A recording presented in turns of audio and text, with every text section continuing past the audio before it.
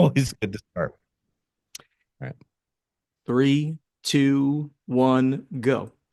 Hello, hello, hello. This is Corey Thompson from Dice Tower Dish, Nerd About, Above Board TV.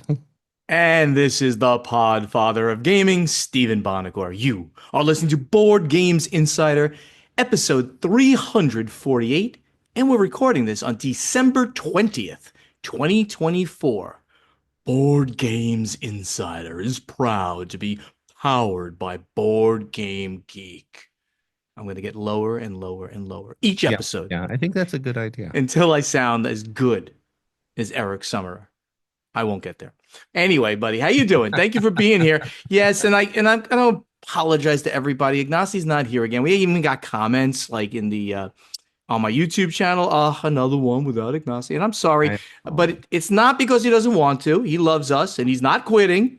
As far as I know, and as far as Corey knows, if he does, it's not on us. We want him here. He's just running a company. So Yeah, he did give us a heads up that he was a 50-50 for today. We had yeah, high expectations, so yeah, hopefully we'll get them during the holidays, maybe when things are a little bit less. And by the way, this is gonna drop on Christmas Day. So woo, ho ho ho. I can't Merry believe it's Christmas, that happy close. Hanukkah, happy winter solstice, happy Kwanzaa, happy all those things for everybody. Corey, your life is busy as always. What is happening to Corey Thompson Absolutely these days? You're in your crazy. beautiful studio, I see.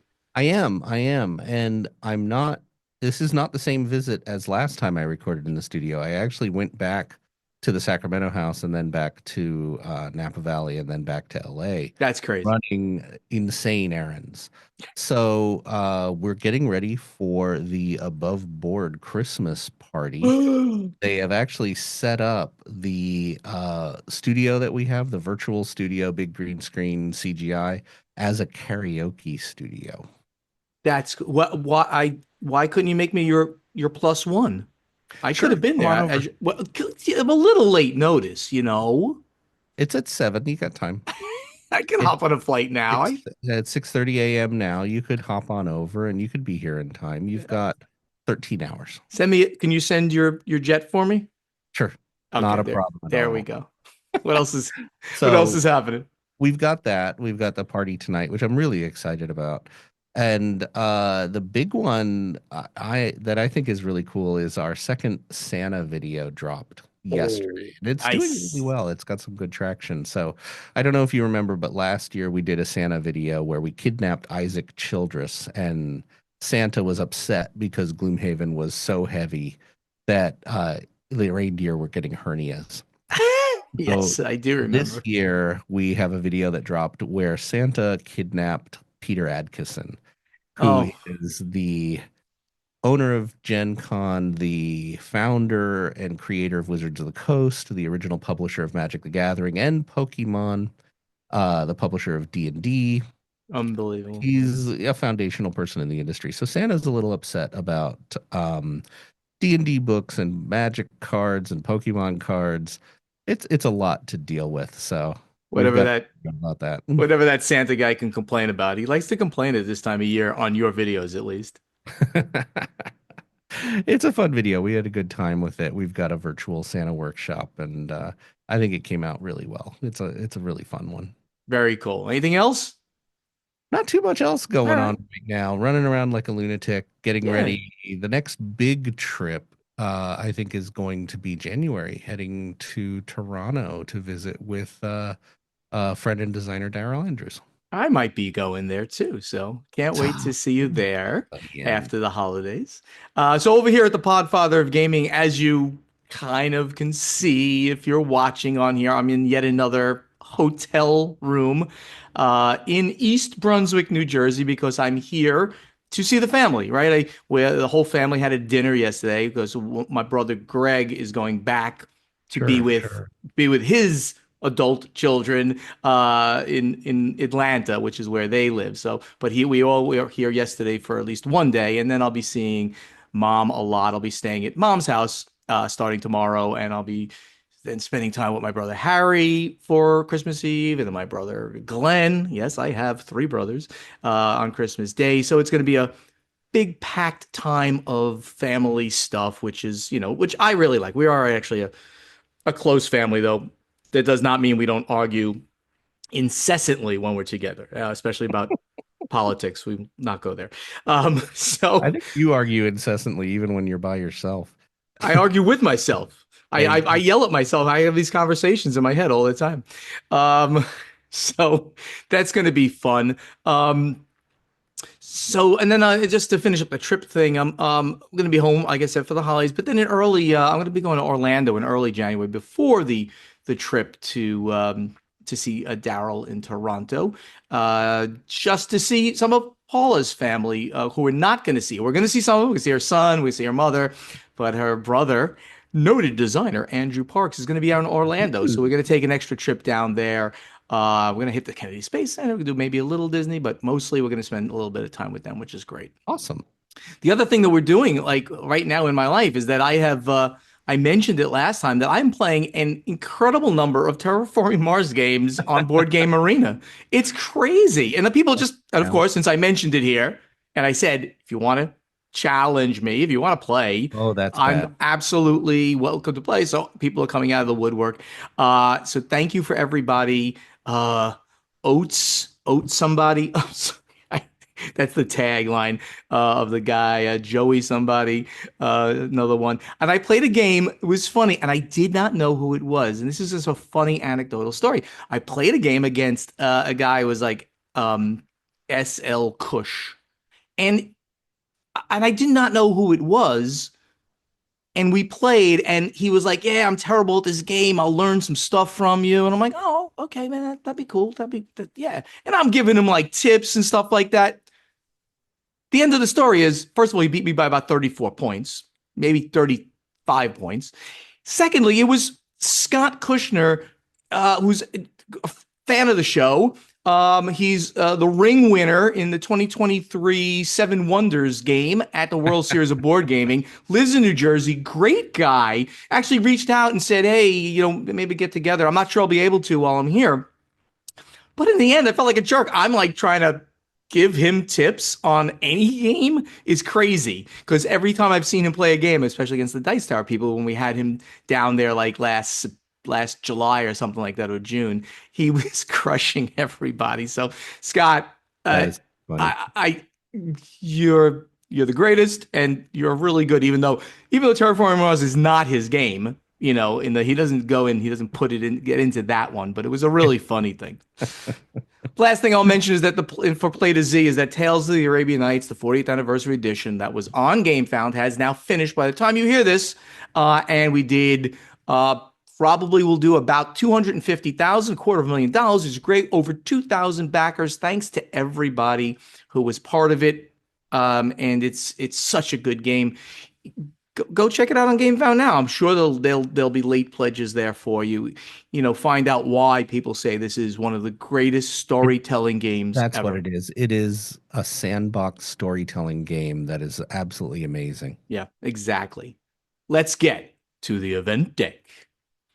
All right, Corey. So, first thing we have here is about Amazon Studios and Yeah. exclusive rights. Which one of these stories on ICV2 did you are actually pointing to here? Uh, it's Games Workshop has granted exclusive rights to adapt the Warhammer 40,000 universe for films and television series, along with associated merchandising rights to Amazon Studios. So this is interesting. Warhammer has put out a number of video games and movies and short films and things like that, and they tend to kind of piecemeal out to lots of different companies. But now they've got a deal going that Amazon has exclusive rights to media coming from 40K.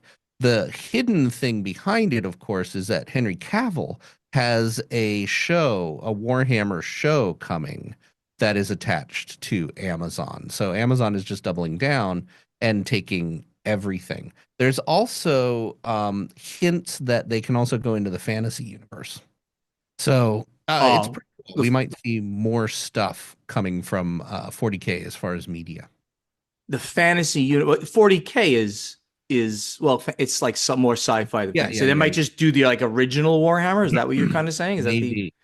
that is Yeah, really cool. I mean, and the more yeah, that Yeah, the statement is that Amazon also has the option to license equivalent rights to the Warhammer Fantasy universe following the release of the first Warhammer 40K production. So 40K is Fantasy Far Future, but I think it's more Warhammer Quest Fantasy Universe, original Warhammer. Very, very cool. So what do you got here about Joey Games? I don't think I know Joey Games. They're This one coming to I the US? thought, yeah, this one I thought was really interesting. This is a little while ago. Phil Walker Harding, who of course is a very noted designer Yes, he of is. simple, elegant games. So Phil Walker Harding made a company called Joey Games with his wife, Ah, and they released four titles that are themed on Australia, of course, where they're from. And nice. they got pretty good critical review, but the news now is that they are coming to the US in March. So they've been a little hard to find. The four games are Busy Beaks, Pass the Party Food, Scribbly Gum, and oh, they only listed three on the news report. I remember that there were four. It'll Hmm. come at some point. Yes, and this is also from ICV2. So good luck to Phil Walker Harding Yeah, and yeah. getting his games to the I US. like these games both because they have such a cool feel of Australian culture and things like that, and it's Phil Walker Harding, so I think this is really good for the industry as a whole. Excellent, excellent. So, as a GAMA member, I will read the next story. Oh, aren't GAMA you so special? So GAMA has put out its annual, this is an annual Power Retailer Awards, and you can go out there and nominate the best retailers in the country. Yeah. And the retailers will win money for So the store. yeah, look it up, reach out, and pick your favorite brick and mortar store. What is your friendly local game store? What game store do you think is an absolutely amazing game store? Yeah, and I can't give you the link because it's too odd and weird here, but they do this every year, and the nominations will be open until January 12th. So if you have a really good store, please go there and get it nominated. I mean, you want recognition for good hobby game stores, because in my life I've never had a store that was close enough to my house and was good enough that I, kind of wanted to go to it. So Yeah, if that you've perfect got one, combo. yeah, it's if you've got one, you want to help publicize it, and the store owner will could win some money, some prizes, which is great. So you can go Google GAMA and Power Power, Retailer Awards yeah, nominations. There you go. Power Retail Awards. There you And go. that should call it up That's pretty it. easily. And it's really great that Gamma does this and gives publicity because the real backbone of Gamma is retailers. Um, so I love that they have this award. Yeah, I mean, it's part of the structure of the industry, and it is very important to recognize good ones. So, Absolutely. so here's a great one off of Polygon.com, and this is a a show that was near and dear to my heart for years. I used to watch this show, and I wanted to go on this show. And this is Survivor, like the original reality TV show. Jeff Probst, who's been doing the show for like Yeah. 25 years now, he's teamed up with Exploding Kittens for Survivor the card game. Outwit, outplay, and outlast at your next family game night. And you see him in the picture on Polygon holding up a box for Survivor the card game. Corey, did you get anything out of the article regarding like what kind of game it is or anything like that? I mean, it's Exploding I, Kitten, so it's probably going to be really light. it's kind of a crazy light party game. It says the game incorporates the show's nearly 25-year history into card-based play, including poker cards featuring some of the show's most and least beloved contestants. Throughout the game, players will form alliances and blindside power players in an attempt to be the final two survivors standing. Nice. So I think for fans of the show, and there's got to be fans because I mean the show's still going on and it's on its 47th season. That's just mind blowing It how long is. the show's been going. It really is. And I mean, I stopped watching it many years ago, but only because you can only watch so many things, and I love it. I think I think it's still one of the best of the reality Yeah. TV shows. They had Well, such high quality and my, interesting my son, production. who you may know, I do. still watches every season. That's awesome. Uh, That is awesome. yeah, he's very. These days, I prefer The Amazing Race, I think but the Amazing Race is pretty cool as it's well. pretty amazing. So this is a weird story we got off of ICV2, and I saw more content online about this. And this is Wyrmwood, the table manufacturer that you see if you go to conventions. They're all the big Yeah. conventions. They laid off 50% of their employees. Okay, this is a business thing. This happens. But the CEO recorded a video of him like walking out onto the show, not the showroom, the warehouse floor, and talking to the remaining employees about it. So let me read a little bit about this. And the reaction to this video is, let's to put it mildly, not particularly good in the socials. Gaming furniture and accessory maker Wyrmwood has laid off nearly half of its staff, and they released a video of the CEO's speech to employees on YouTube, which has aroused strong reactions, including over 34,000 views and nearly 1,000 comments. The cuts from 170 employees to 90 were made earlier this month in response to declining sales and order backlog, according to the speech to the remaining employees of Wyrmwood by CEO Doug Costello. From a Yeah. COVID-fueled high of 30 million in annual sales, the company has now settled at around $15 million a year. These are very respectable numbers, that's for sure. Costello told employees the order backlog has gone from a high of a year and a half at its peak to just 2 weeks now. So obviously they've created and stocked all their stuff. His expectation was that as the order backlog dropped, sales would increase due to better service, but that didn't happen. So staffing had to be cut to support the current order flow. Quote, my thesis for this year was a failure, Costello told his employees. So, but Corey, did you see the video? I watched some of it. I think Yeah, the biggest reason this has become a thing is the CEO of Wyrmwood was in the spotlight in 23 for basically creating a really toxic culture at Wyrmwood, and allegedly. there were videos released, and it was the same sort of thing. It was very odd videos of a very weird way of dealing with things that people took offense at. Listen, it's very important to get this across. If a business lays off 50% of its employees, it does it to put it into a survival mode. That's just the nature of business, and that's gonna happen.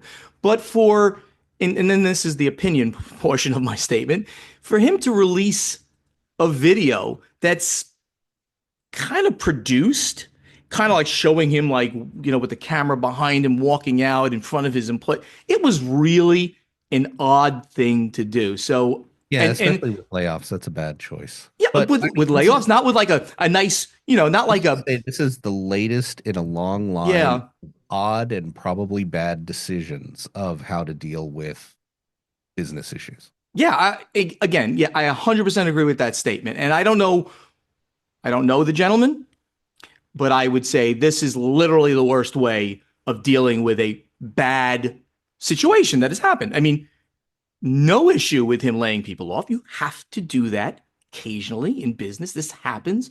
But for him to make this big production about the whole thing is just dumb. Sorry, I'm going to make it very, very specific. It's just a dumb way of dealing with it. So, Yeah. so Yeah. sorry to everybody who did get laid off right before the holidays, apparently, too.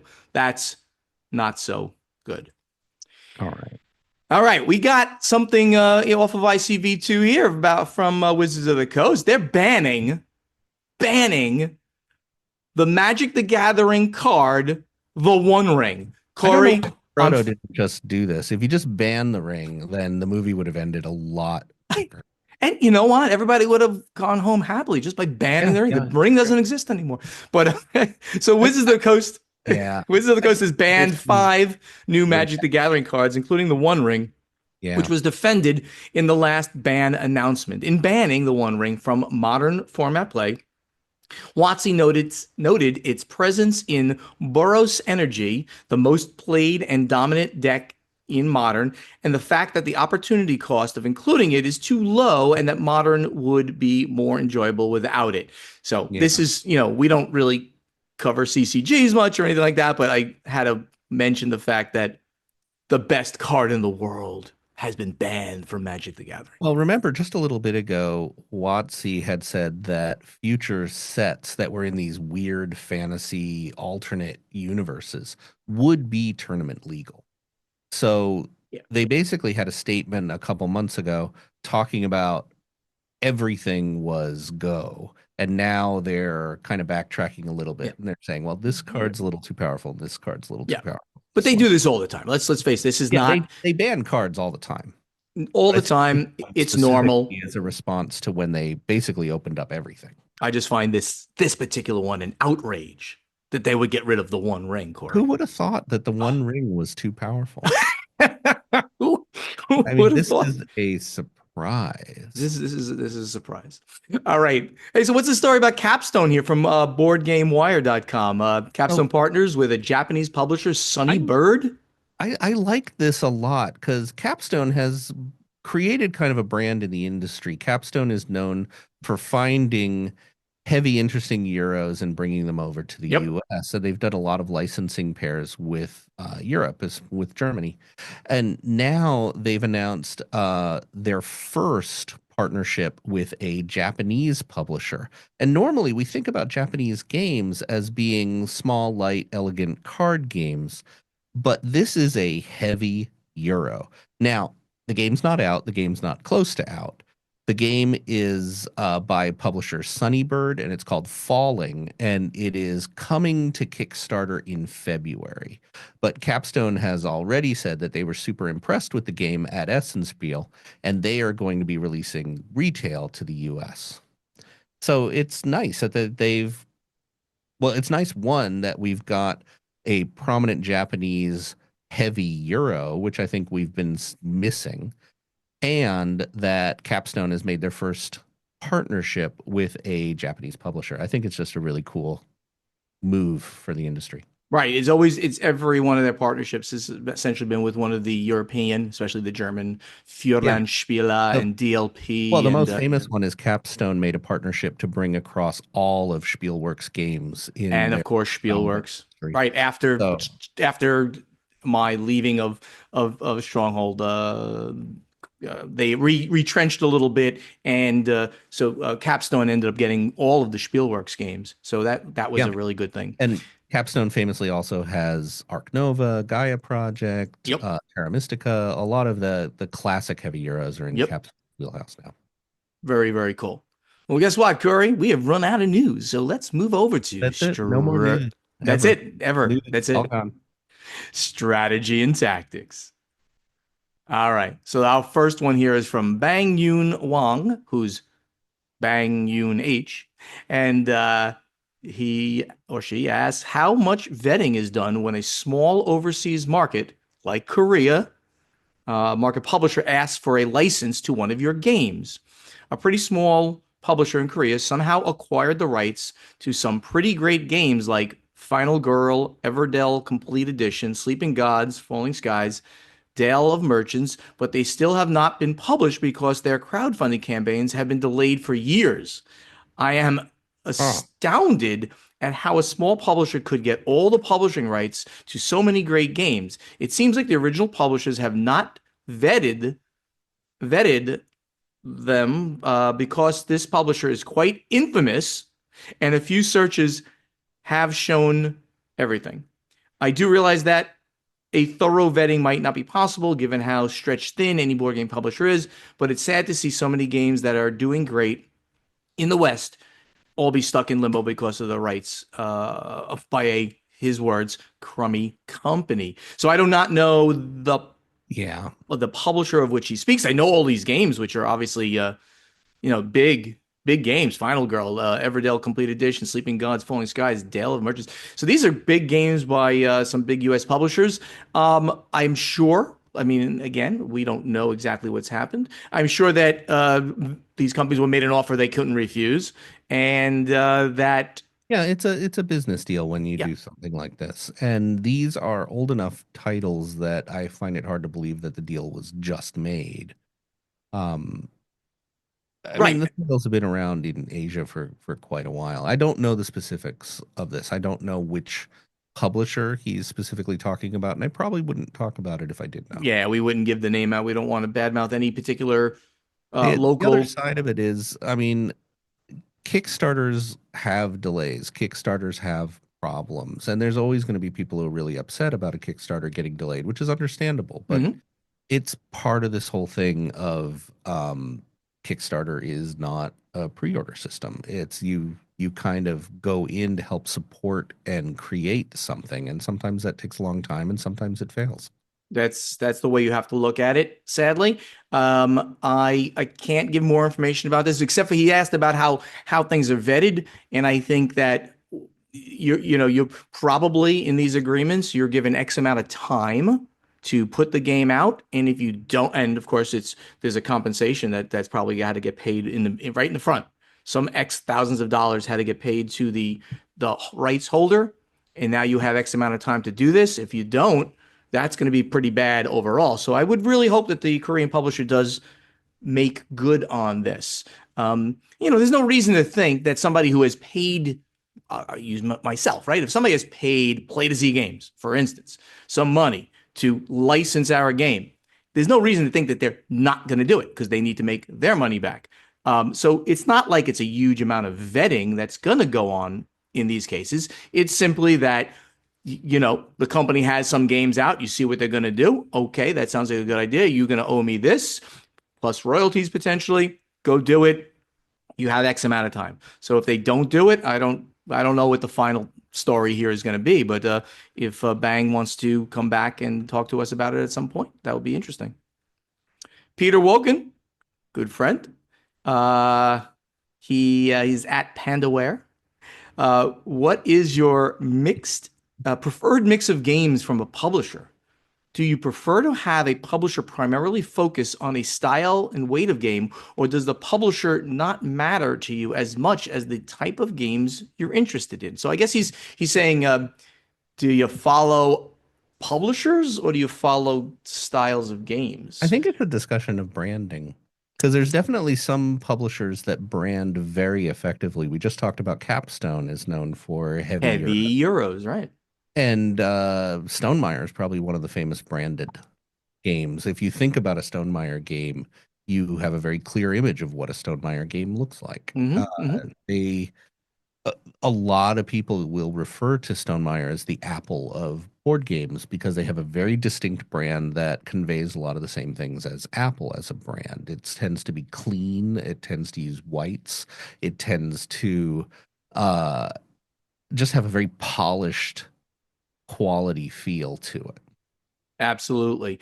Back in the day, I don't know about you, but back in the day, I would absolutely be very focused on certain publishers and like Yeah. I was really focused on Fantasy Flight games. Those were the games in my absolute wheelhouse of what I wanted to play, the style of games, the American style games, heavy theme, conflict games, all of that. Fantasy Flight has changed after its sale and after many iterations. They've changed the way that they do their work.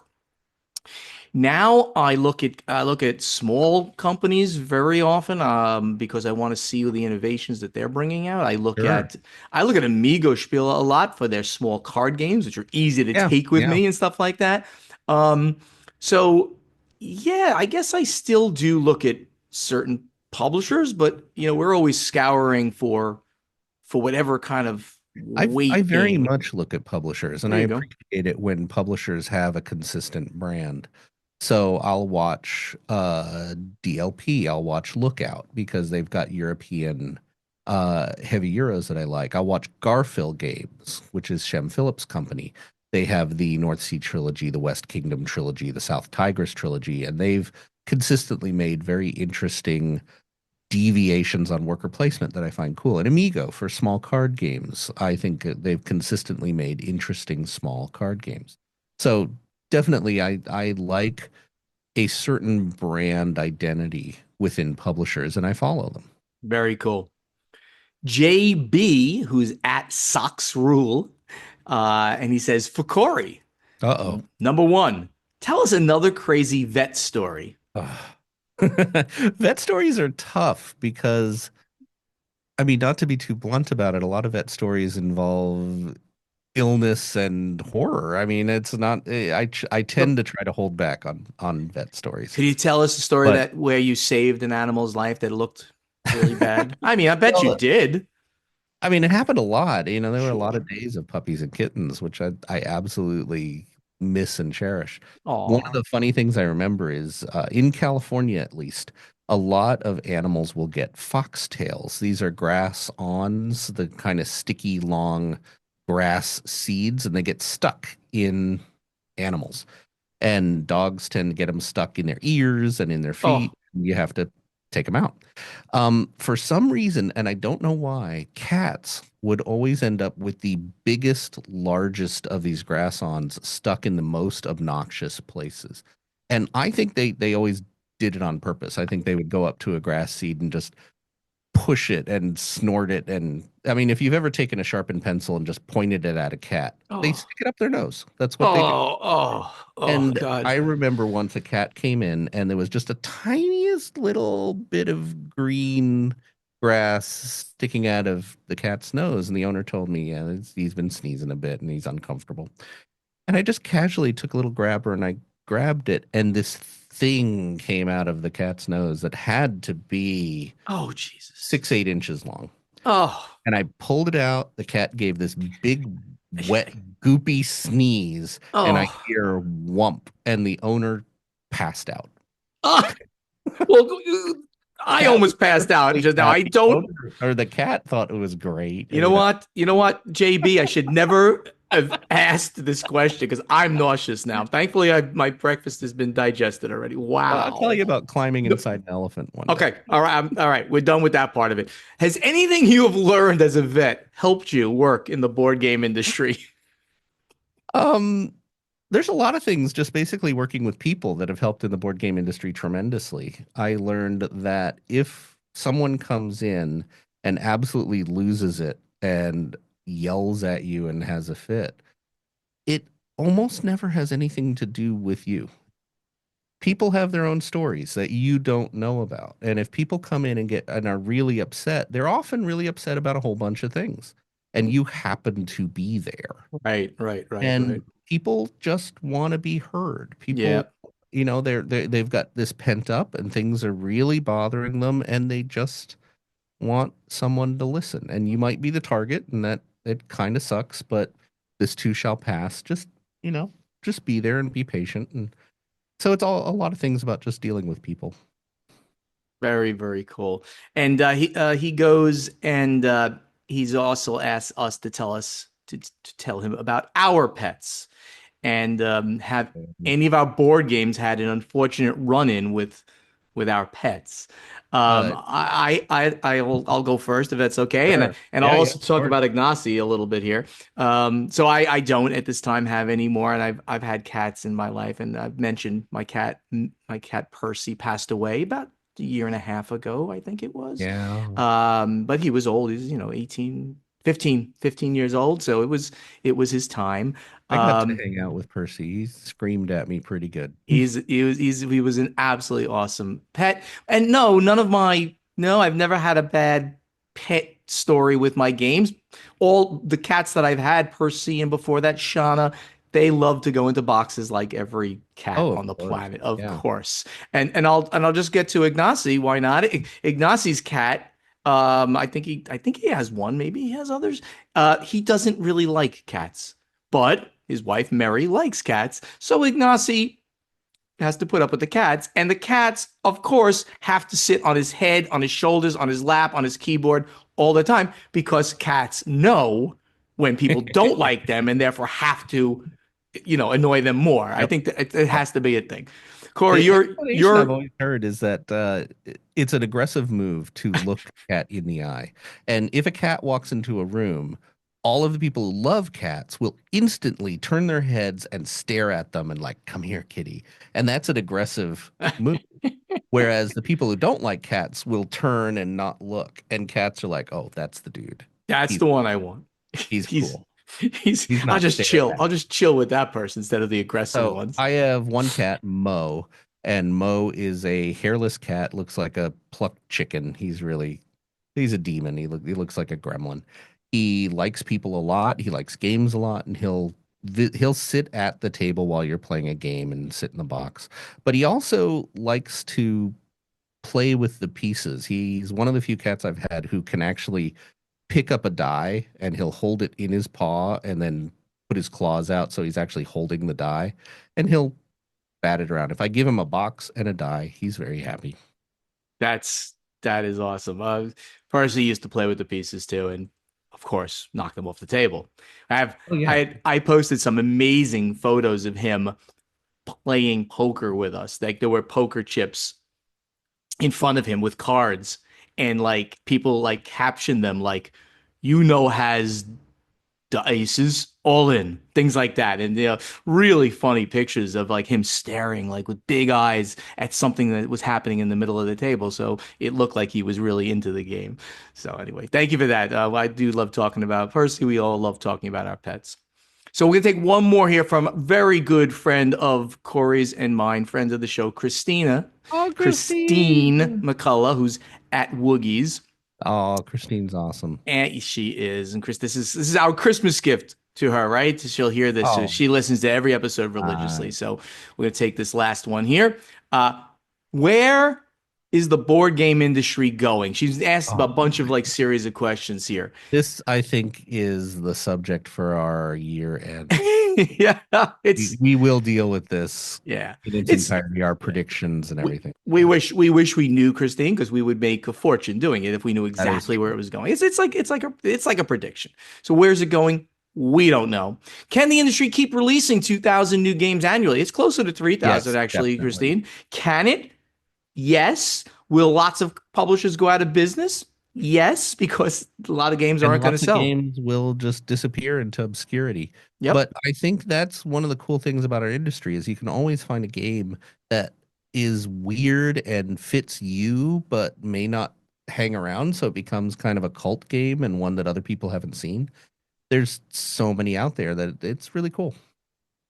By having so many games, the cult of the new has become a thing. Is there a point when cult of the new will end? Well, I No. think I think no is the answer, right? Overall, but I think that cult of the new ends for certain people at certain points. Yeah.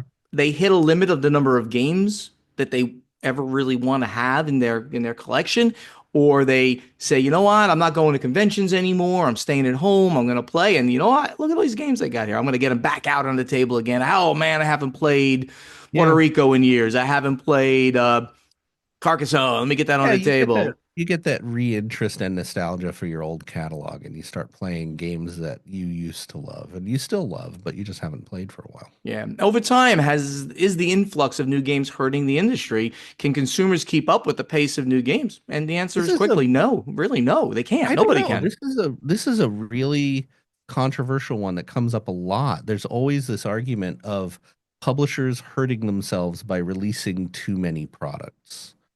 And should you play the Days of Wonder card where you release like one game a year? Or should you play the old historic AEG was the one blamed for this the most in the day. They've changed since. But AEG was putting out so many games that they were probably hurting their image for just glutting their own market with things that were forgettable. Again, they did Absolutely. it a long time ago. Right, right. And that's yes, 100% agreed. And then she just makes the comment, I believe that there is so little time to play a new game, and and then you have to move on to the next game, that we're missing out on some great titles and evergreen Yeah. titles. And the answer is yes. And I think the average person listening, I mean, the average person listening is probably the alpha gamer because they want to know more. They want to know more about the inside of the industry. Yeah, But the agreed. average gamer in general out there probably doesn't know about all the new releases, doesn't care, and they're playing their games. And you can do that. we're talking about the industry.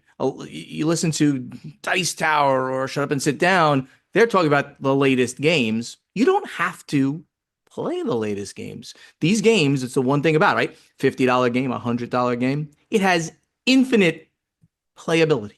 So Yeah. the cost per play is could They be don't ins go away. they don't go away unless you throw them away, and sometimes you need to. But It's anyway, interesting.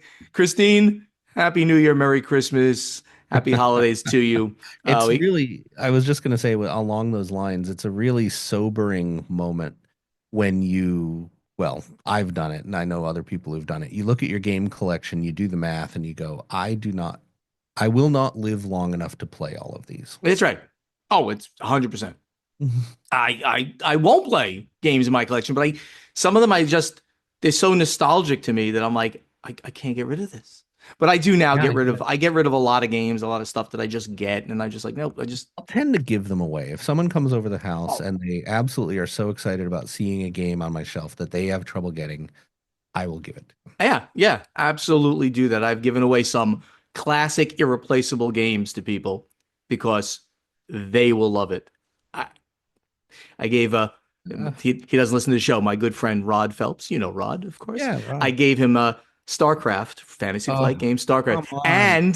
and the You should have given that one to me. you didn't ask for it. I You would have did. got it. I He just looked made at it and I'm like, oh my God, StarCraft. and I gave him Brood War expansion, which is impossible. It's got Oh, there's zero ways of getting it. It goes for killing me. hundreds of dollars. I think like the one of the it was like $600 on eBay or something like that. Unopened copy Feel of Brood my War. soul. But I gave it to him for his 50th birthday. This is you're asking for it. I'm going to take a really good bottle of wine and make sangria for you with cinnamon. All right. But That was this is great. coming from the man. I gave away a set of Power 9 Magic cards to a kid Oh, wow. That is very because he cool, was dude. into Magic. Very, very cool. Now, let's go over to play testing. All right, Corey, what is the question that we asked our fans last week? I got guff for this one. You did? Why? Oh, just because of what I picked as an answer. Oh, But really? the Okay. question's a very simple question. What is the meanest game that you've ever played? Yeah, and I'm looking now at the answers, and you did. It's like Hanorama, but he's a I he's a know. troll. No, he's a friend. He's a very good friend, but he loves to poke at me and you My and my stuff. answer was photosynthesis because Yeah, he it says has this really. juxtaposition, and I think someone else, Trainer Bobandi, wrote Arboretum as a wolf in sheepskin because Arboretum is an absolutely gorgeous game with plants and trees, but it is mean. It is tough and unforgiving. And I felt the same about photosynthesis. It is a gorgeous game of the sun going around and trees growing from seeds and making beautiful forests, but it is a mean area control game, man. There's a lot of great answers on here. Ben Stein says easy for one for me. Killer Bunnies and the Quest for the Magic Carrot. I remember that game from back That in the was day. nostalgic, man. I remember Yeah. playing that Yep. ages ago. Peter Tierney he just picked Azul, which area control. I guess. Sure, I guess it could be sure. mean, but it's not. Come on, Peter. That's not really mean. When you're talking mean, you got to get to mean like Oh, um like Ray. Gavin Kenny wrote Lifeboats. Oh, Oh, that's like Lifeboats is a mean game you where got to you throw. have positions in the boat and everybody's in a hierarchy. The front of the boat is better than the back of the boat, and someone gets booted out of the boat. It's and I believe it had a cannibal Oh expansion. my God. Oh my God. I Peter mean, Haraldson says large it, group werewolf mafia. I think that's a great one. Have you ever heard of yeah, Risa K? It says in the Hall of the Mountain King or Catan. I don't think I know in the Hall of the Mountain King. I know it's a song I know it. from I the know it. 60s. See, okay. It's a pretty good game. There was a nice sequel to it as well, and yeah, it was pretty mean. Ray Greenlee picked mine, of course. It's got to be diplomacy, A the lot of meanest people. game of all. There's nothing is meaner than you're playing in Diplomacy an is famous for being mean, is really what it is. ruining friendships since 1954 is what it says on the t-shirt for diplomacy. It's God, uh, it's do not play diplomacy with me, everybody, because I'll believe you the whole totally time true. and then you'll stick me in the back and I will You'll never speak to me again. No, I'm just kidding. Steven Chivers wrote Imhotep, which surprised me. It's Phil Walker Harding. We talked about him earlier, and it's a pretty simple, straightforward, elegant game. I never thought of it as mean, but I could see this. So Steven wrote, I nearly witnessed a divorce during a game. Wow. I like this one. So Marshall S. He says two games come to mind. Diplomacy is one in Oh yeah. 1830. Yeah, 1830 because basically your goal is to drive the other players into bankruptcy somehow and to Yeah. cut off their roots. Like right, you put down track so that they can't get into places and stuff like that. So I haven't played 1830 in All the 20 18XX years. games are and brass and that line, they're they're so exacting, and people who are good are very good, and people who aren't can get dominated. Along the same lines, Al Mad wrote Food Chain Magnate because Food Chain Magnate is completely, utterly unforgiving. Yeah. If it is such a good game with really, really good mechanisms in it, but if you do something wrong, you're dead. You're done. Wow. I would My take favorite story with Food and Shade Magnate is Dice Tower kept bullying Tom to review Food Chain Magnate because it had been out a while and they never did an official review. So Tom played a game of it with Jason Levine, and oh that I'm sure went well. the end score was like $1,000 to two. And I it don't even was want to know. very difficult for Tom to separate his absolute anger and furious revenge because it was the most horrible gaming experience ever with what is the game really about? Like, what is the essence of this game? Is it a good game? And it's the only time I've heard Tom talk about having trouble separating the emotions of the game with the review of the game. One more because I just like the story that he has. Josh Wasser, he says, would you believe it? It might be backgammon for me. I A feel couple this. of years ago, my wife and I got into the habit of a nightly game of backgammon. It lasted for something like 3 to 6 months until the day I decided to try something different and played very aggressively, intentionally knocking her pieces back to the beginning every chance I had. It did not go over well. We haven't played it again since. Well, Josh, I mean, that's the Oh, way you're supposed to play the game. If you can hit, I play backgammon, not much these days, but I played a lot of backgammon. My I father was like a backgammon a huge lot. I played backgammon player. He played thousands, thousands of games. my yeah, my dad was a backgammon tournament player for a little while. You Wow. know, you when you can hit somebody, it's what it's called. You go and you hit them and you put them onto the thing. Then they got to start at the beginning. Is you only and when you can Yeah. do that and cover your piece, meaning then you can't be hit Yeah, back. you You don't do want it to hit every time. willy-nilly. You don't Yeah, want to hit every opportunity, but right, right. yeah, it can be mean. It's great. So, Corey, of course, as usual, you have gotten our next question here for everybody. And I love this. This is our last episode of the year Yeah. that will drop. So, Corey, what is this question? So it's kind of the gimme question. I don't want to take credit for it. It's an easy one, but in your opinion, what was the most influential game of 2024? Now, I'm going to say something that is without a doubt Sure. controversial as possible, or at least Uh-oh. not something that most people would think. But I'm going to say Flip 7. What? I I'm I gonna can put this, agree by the with way, I'm gonna do a video and I'm gonna put this in my the Podfather Loves videos. I've only done one of these. I'm gonna do another one. I did Dune War for Arrakis and how much I love that game, which also came out in 2024. But I'm gonna do one on Flip 7. Why?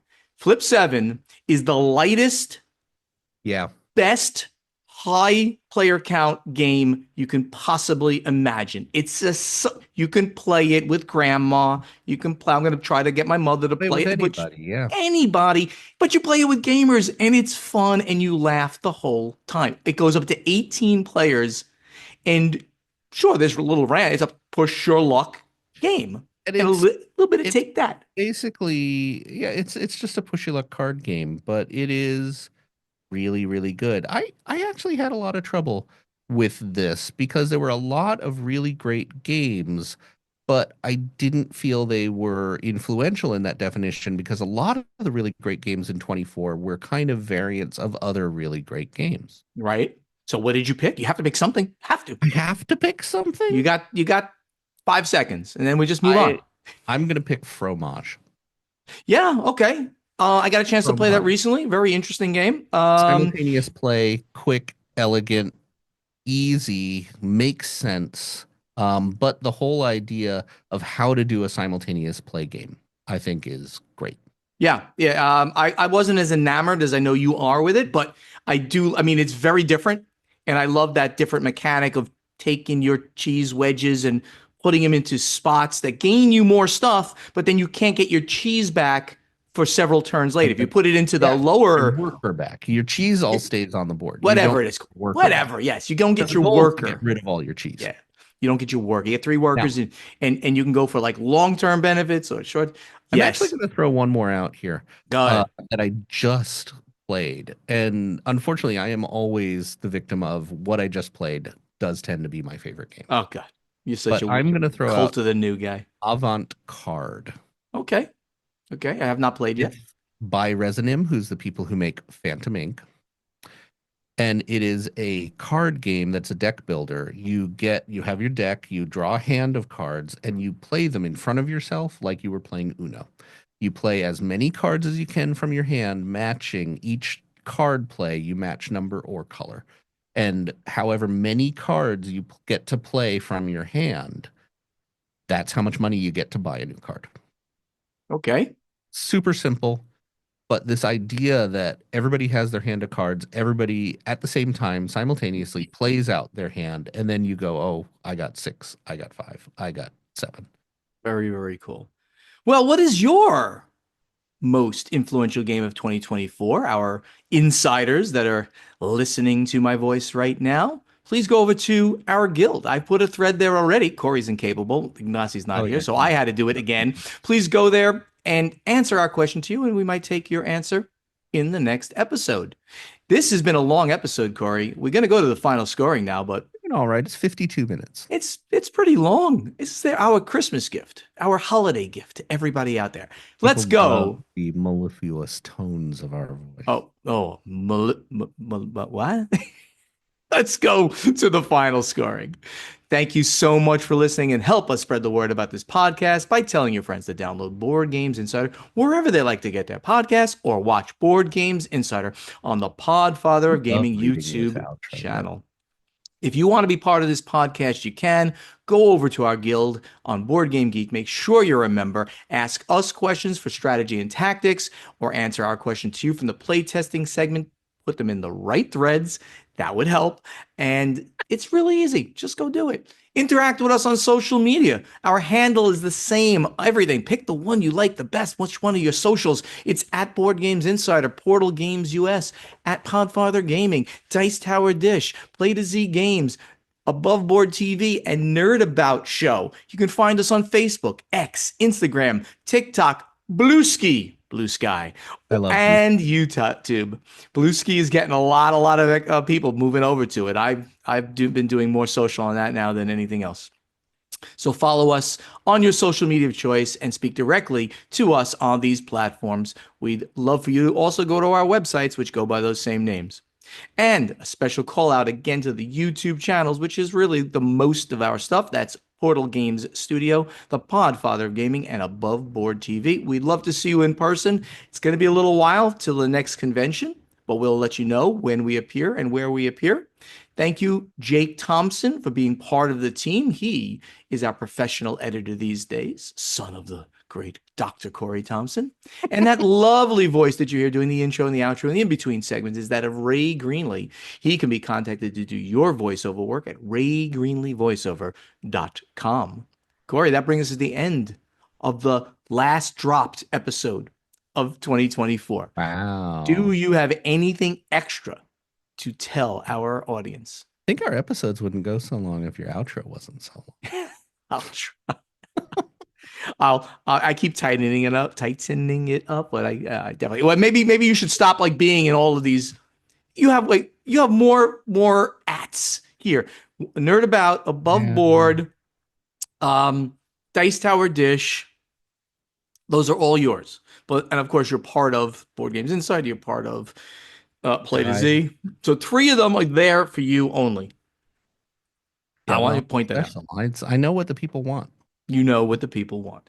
Yeah. Everybody out there, have a safe, fun, healthy, happy holiday season. We'll see you in 2025. We really love doing the show for you. I hope you Yep. enjoy it. Please tell your friends about it. Merry Christmas, everyone. Happy holidays. Have a good holiday, everyone.